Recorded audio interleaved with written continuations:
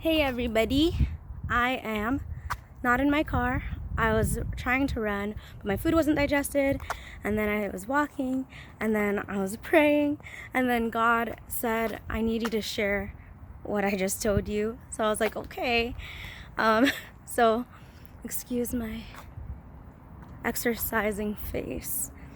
Anyway, so as I was praying, I felt the Lord say, my child, I'm going to get you to your place of promise. I'm going to get you to your blessing, whether you have faith or not. But you get to choose how you get to that place with me. And I was like, well, God, what do you mean? And then the Lord actually gave me this image of me like kicking and screaming as the Lord was leading me to where he wanted to take me. He's holding my hand, trying to get me to where he's trying to take me. But I'm on the ground, kicking and screaming and crying and saying, God, I don't want to go. I don't want to do this. And then the vision switched, and then I saw myself just walking with him hand in hand. We were walking in ease, and there was no problem. We were actually striding into the place that God had for me.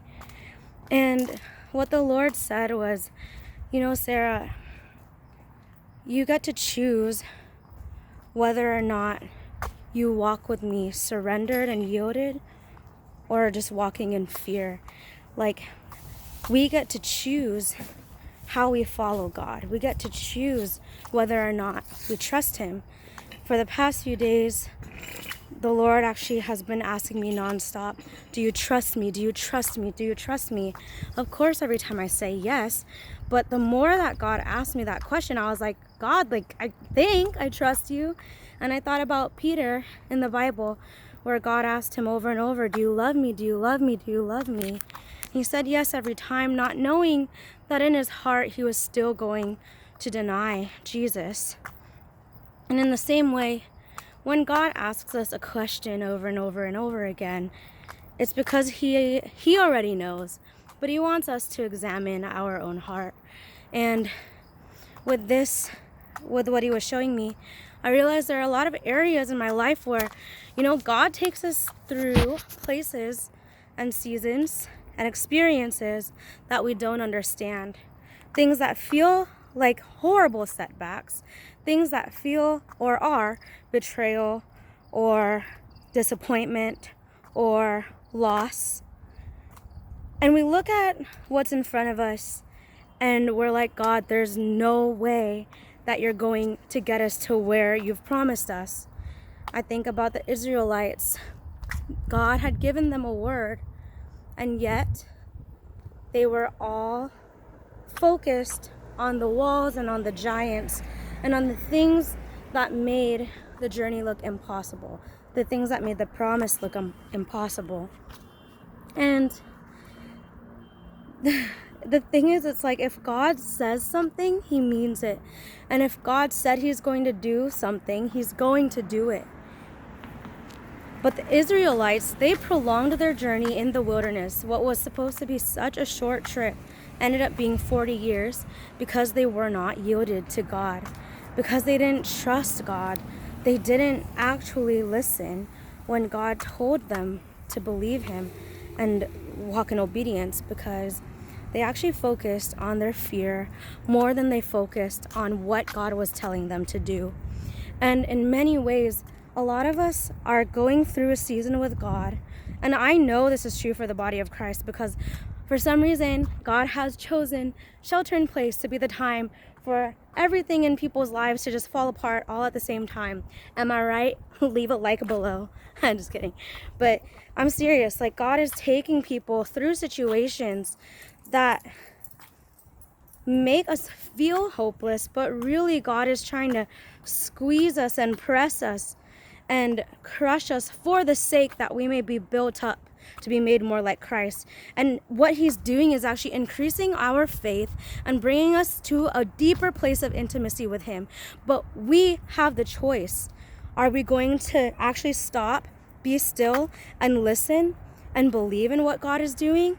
Or are we just gonna keep crying out and saying, God, I don't get it, I don't want this, I can't do this, rather than just stopping and asking God, what are you saying? Lord, do you want me to stand up and walk with you even though I don't know where we're going? When God was showing me like this thing about me holding his hand and I was like crying on the floor, I was also blindfolded. So I couldn't actually see where the Lord was leading me. And that was why I was so scared in the vision, because I was like, God, I don't know where you're taking me. I can't see. I would rather like to see where I'm going, please. And God's like, no, I want you to trust me. And so, I don't know. The reason why I'm sharing this is because if you are going through a season where you do not understand what God is doing, know that he actually wants you to just be still and know that he is God, and choose to trust him. Choose to stand and say, God, I'm gonna follow you wherever you go. I did not expect this. This is not my preference, but I'm actually gonna walk with you and yield to you and try to listen to what you're trying to teach me, because I want all that you have for me in this season when I cannot see what you're doing. God reminded me of my favorite movie, which is Moana. And in Moana, there's a storm that gets Moana off course, but it actually takes her to an island where she meets Maui, who becomes her connection that helps her complete her calling and fulfill her destiny and her purpose.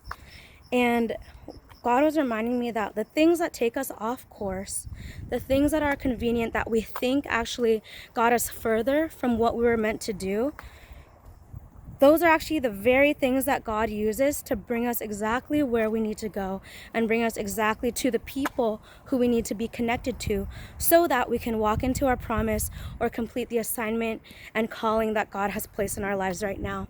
So if you have been going through something that has really discouraged you, that has really made you want to give up, and has made you feel like you are actually taken off course and further delayed from the thing that God has promised you, or the thing that you are called to do, know that this is actually part of God's plan.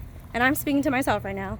This is actually part of God's plan, and God is going to use this very setback to actually thrust you and accelerate you, into the promise that God has. So yeah, I hope this encourages you.